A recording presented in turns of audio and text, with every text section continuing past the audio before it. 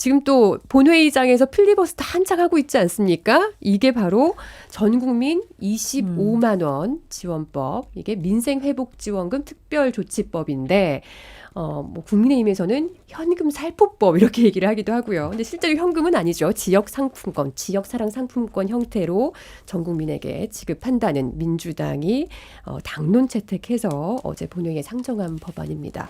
요거 이재명 전 대표의 대선 공약이기도 했는데 이제 24시간 필리버스터 이제 24시간 지나면 필리버스터 종료 표결하고 그다음에 바로 이 법안에 대한 표결 들어가지 않겠습니까? 이 법안 처리에 대해서 두 분의 의견은 어떠십니까? 아니 뭐 또 이제 거부권 한 번 더 대통령이 행사하는 거고 저 법안이나 저 정책 내용에 대해서는 찬반 토론이 있을 수 있다고 생각해요. 네. 저게 이제 이재명 대표가 지난 총선에서도 공약한 내용이죠. 그 지금 경기가 굉장히 가라앉아 있고 뭔가 그에 대해서 민생을 지원해야 될, 특히 이제 서민들의 생계나 살림살이를 지원해야 될 필요성은 있는데 과연 그 정책 수단으로서 전 국민에게 보편적으로 지급하는, 그것도 상품권으로 지급하는 네. 25만 원이 우리가 이거 이제 코로나 때 해봤지 않습니까?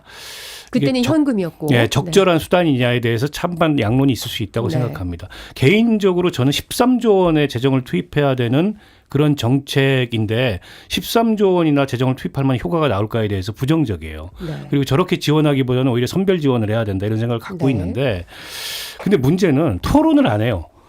한쪽은 밀어붙여서 통과시키고 한쪽은 뭐 필리버스터하고 아니 여당이 그 민생이나 경제를 책임져야 될 여당이 저걸 갖다가 반대하는 필리버스터를 해야 될 상황입니까? 대안을 제시를 해야죠. 대안을.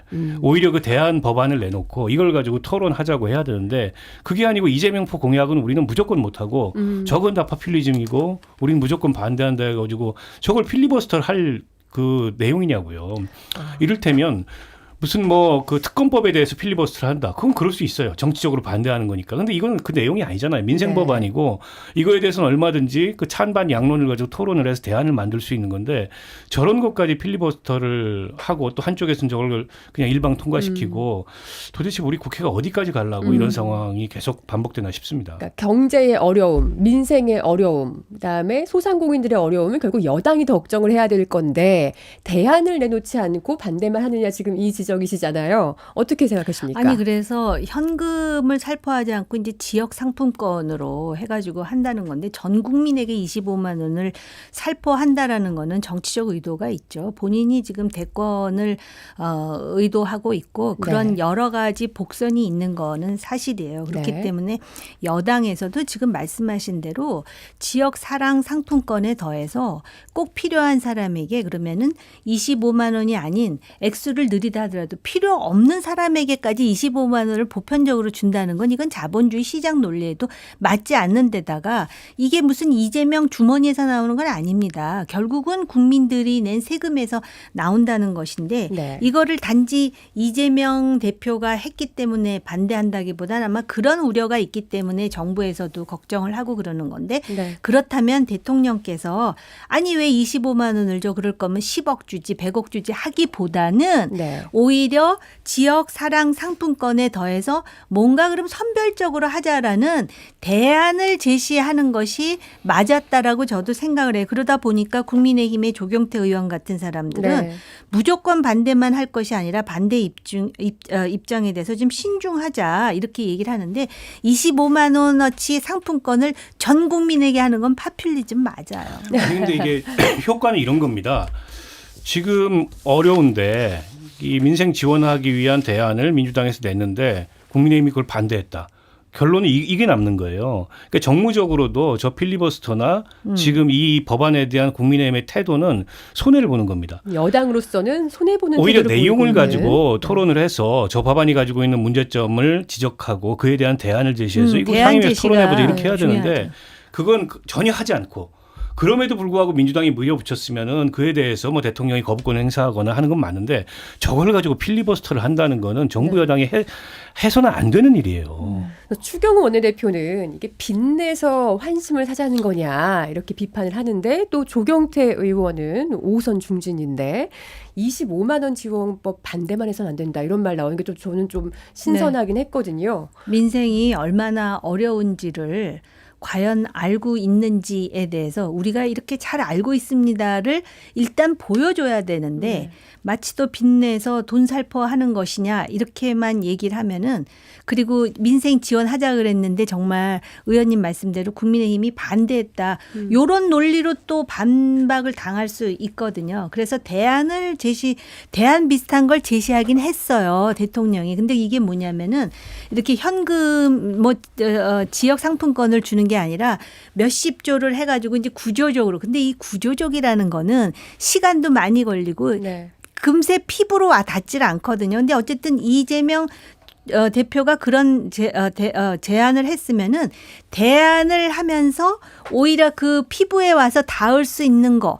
그래서 토론도 하면서 이렇게 여당으로서 책임 여당으로서 관심이 있고 뭔가를 해드리려고 하고 있습니다. 여기까지 이미지 구축이 돼야 되는데 그게 안 됐다라는 건 참 아쉽죠. 그러면 지금 소상공인들이 뭐 고금리 시대에 굉장히 힘들어하고 있는 거는 사실이잖아요. 그러면 소상공인들을 직접 예산으로 도와주는 것 그런 방안이 있을 거고, 근데 이 25만 원법은 그 소상공인들에게만 쓸 수 있는 지역사랑 상품권으로 국민이 돈을 쓰게 만드는 방식. 그러니까 결국은 목적은 같은데 수단이 다르다라는 거잖아요. 대상도 조금 다르죠. 그러니까 지금 뭐 전 국민을 상대로 보편적으로 25만 원 지원하자는 거는 지금 인플레이 상황에서 저 정책이 예상하지 못했던 그런 부작용을 낳을 수가 있어요. 물가를 더 올릴 수도 있습니다. 일시에 돈이 풀리면.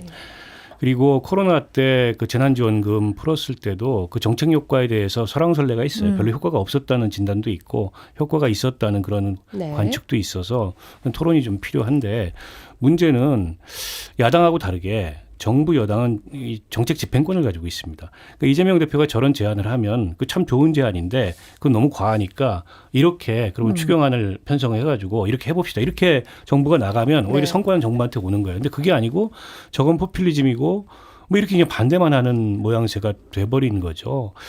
근데 저는 결국에는 이 정부 들어서 지나치게 긴축을 강조한 것에 함정에 스스로 빠져 있다고 생각합니다. 이렇게 지금 경제가 작동 안 하고 어려울 때는 결국 그 정부 재정이 일정한 마중물 역할을 해줘야 되고, 그리고 이 긴축이 중요한 게 아니고, 아니 긴축이라는 것도 그 자체가 목적이 될 수 없는 거잖아요. 그 자체가 수단일 뿐인데, 근데 마치 무슨 뭐 재정 건전성이 목적인 것처럼 그러면서 또 다른 한편으로 감세를 해요. 이게 도저히 앞뒤가 맞지를 않아요. 결국에는 경제 민생 정책도 현 정부 들어와가지고 엉망진창이 됐다.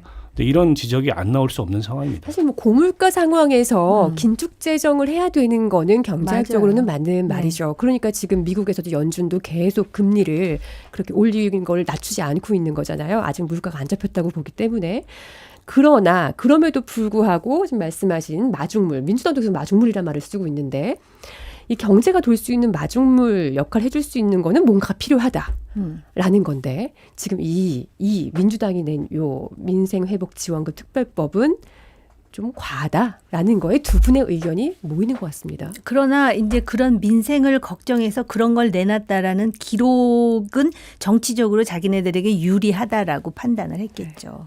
이게 국민의 힘이 거부해서 통과가 못된 것이지 결국은 민주당은 이렇게 민생을 생각한다. 근데 민생을 생각하는 국민의 힘이 돼야 되겠죠. 지금 정책위 의장이 원래 국민의힘의 민생특위위원장이었었을걸요. 그래서 그럼 민생의 대안이 무엇인지 국민의힘이 보여줘야 될 타이밍이에요. 자, 이재명 전 대표가 공약했던 이 법안 이따 표결이 들어갈 텐데, 요 얘기에 이어서 이재명 지금 대표 후보죠. 혁신당 조국 대표랑 어제 국회에서 2시간가량 이른바 번개 회동을 했다고 전해지고 있습니다. 자, 조 대표가 이 전 대표를 찾아가서 먼저 대화를 요청을 했고, 그렇게 즉석 제안을 통해서 차담 형식의 만남을 가졌는데, 자, 박찬대 원내대표도 지금 당대표 직무대행도 자리를 함께 했다고 하고요. 여기서 세 사람은 국회를 통과한 법안에 대해서 윤석열 대통령의 거부권, 제2요구권을 거듭해서 행사하는 거에 대한 대책을 논의했다고 합니다. 어떤 대책이 오갔을지 사실 우리는 지금 추정을 해볼 수밖에 없는 상황인데, 어떤 대책이 오갔을까요? 내피셜인데요. 2시간 동안 대책을 연구한다 그래서 대책이 나와요. 거부권 해서 제2요구하면은 무력해요. 지금 190석이 넘는다 하더라도 네. 안 되잖아요. 안 그러니까 되죠. 제가 볼 때는 일단 그만큼 대통령이 거부권을 행사하는 그 자체를 부각시키면서 이렇게 야당이 상당히 긴밀하게 협의하고 있다라는 그걸 보여주는데 방점이 있는 게 아닌가 저는 생각해요.